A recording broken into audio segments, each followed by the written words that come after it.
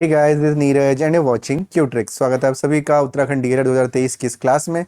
हमेशा की तरह आज की क्लास में भी हम दो क्वेश्चंस करेंगे जो कि बहुत ही इंपॉर्टेंट क्वेश्चंस हैं और एग्जाम में आने के फुल चांस है इन क्वेश्चंस के। चाहे आप कोई भी एग्जाम दे दो, हर एग्जाम में ये क्वेश्चन आता ही है एक ना एक बार। ठीक है, तो उत्तराखंड डीएलएड में भी पहले आ चुका है और धीरे धीरे ईयर बाई ईयर लेवल बढ़ रहा है, तो डेफिनेटली ये क्वेश्चन आने की पूरी उम्मीद है।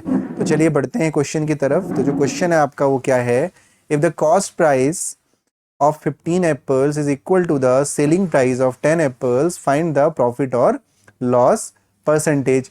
अब देखो, इस क्वेश्चन को करने के ना मैं आपको दो तरीके बताऊंगा। पहला तरीका जो ट्रेडिशनल मेथड है, दूसरा तरीका जो बहुत आपका क्वेश्चन देखते ही आप सॉल्व कर लोगे। ठीक है, तो आपको सीखना दूसरा तरीका ही है, लेकिन हो कैसे रहा है दूसरा तरीका, वो लिंक होता है, लिंक ब्रिज है फर्स्ट मेथड से। तो चलिए देखते हैं क्या बोला गया है कि the cost price of 15 apples is equal to the selling price of 10 apples. अगर हम इस क्वेश्चन को हिंदी में पढ़ते हैं, यदि 15 सेबों का क्रय मूल्य 10 सेबों के विक्रय मूल्य के बराबर है तो लाभ या हानि प्रतिशत ज्ञात कीजिए। ठीक है, तो देखिए ध्यान से, 15 सेबों का जो क्रय मूल्य है वो 10 सेबों के विक्रय मूल्य के बराबर है। ठीक हो गया। अब इसमें हम क्या करेंगे, इसमें हमें मानना पड़ेगा पहले मेथड में कि हमने माना कि एक सेब का क्रय मूल्य, ठीक है, माना एक सेब का, देखो मेरी हिंदी की राइटिंग बहुत खराब है, कोई जज मत करना, क्रय मूल्य, ठीक है, एक सेब का क्रय मूल्य हमने कितना माना, 1 रुपए मान लिया। ठीक, तो अगर एक सेब का क्रय मूल्य 1 रुपए है तो आप यहां से 10 वाला भी निकाल लो और 15 वाला भी निकाल लो। तो सबसे पहले 10 निकाल दिया, तो अगर एक सेब का क्रय मूल्य 1 रुपए है तो 10 सेब का क्रय मूल्य कितना हो जाएगा, 10 रुपए हो जाएगा। उसी तरह 15 सेब का क्रय मूल्य कितना हो जाएगा, 15 रुपए हो जाएगा। होगा नहीं होगा।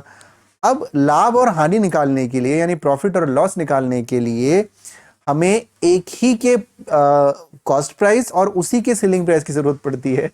यानी हमें या तो 15 सेबों के क्रय मूल्य की और उसी के विक्रय मूल्य की जरूरत है, या 10 सेबों के विक्रय मूल्य की और उसी के क्रय मूल्य की जरूरत है।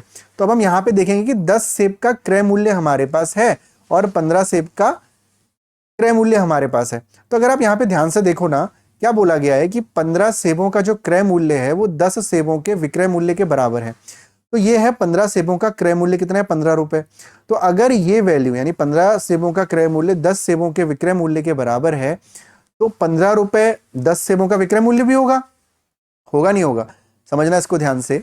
मैं लिख रहा हूं, जैसे कि मान लो 15 सेबों का क्रय मूल्य है 15 रुपए, तो 10 सेबों का विक्रय मूल्य भी इसके बराबर है, यानी 10 सेबों का विक्रय मूल्य कितना होगा, 10 सेबों का विक्रय मूल्य 15 रुपए ही तो होगा।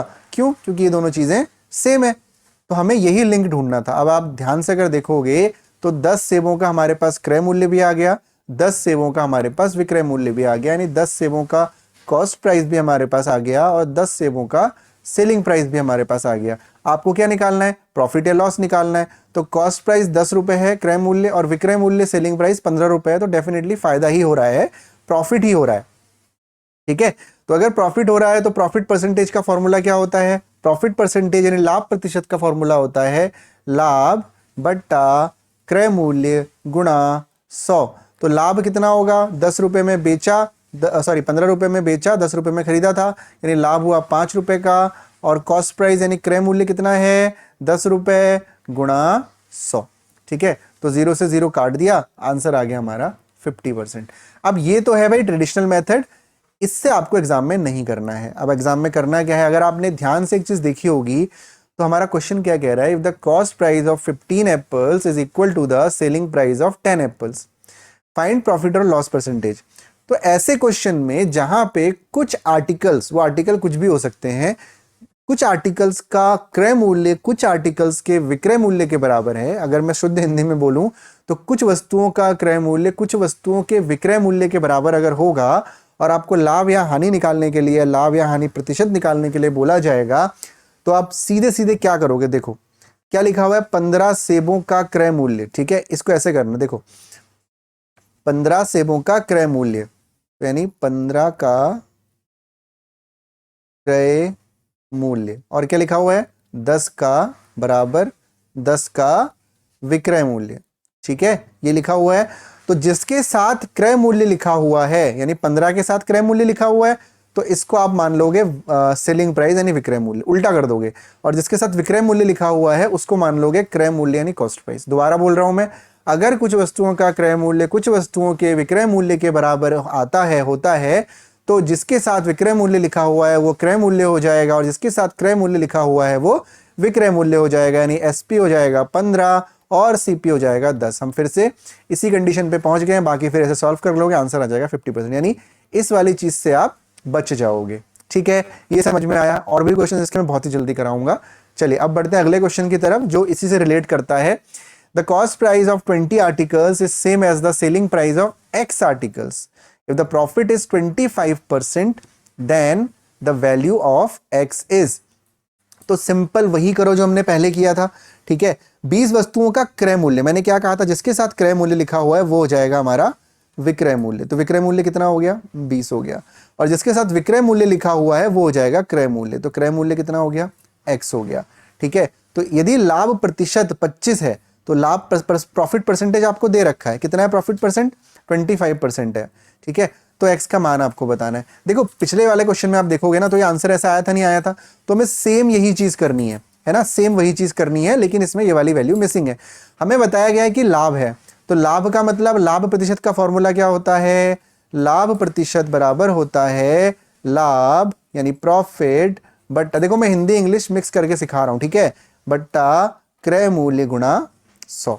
तो बिल्कुल रख देंगे। तो लाभ प्रतिशत का मान कितना है भाई, 25 दे रखा है आपको, 25 बराबर लाभ कितना हो रहा है, अगर लाभ हो रहा है तो विक्रय मूल्य ज्यादा होगा, यानी 20 माइनस एक्स, 20 माइनस एक्स बट्टा क्रय मूल्य कितना है, x हो गया गुणा 100।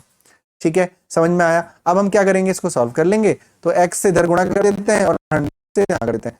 ठीक, इसको भी ब्रैकेट में रखो आप ऐसे, यहां पे किसी को कंफ्यूजन नहीं होना चाहिए। तो x से यहां गुणा करेंगे तो ये हो जाएगा 25x इज इक्वल टू 20 गुणा 100 कितना हो जाएगा भाई, 2000 माइनस 100x।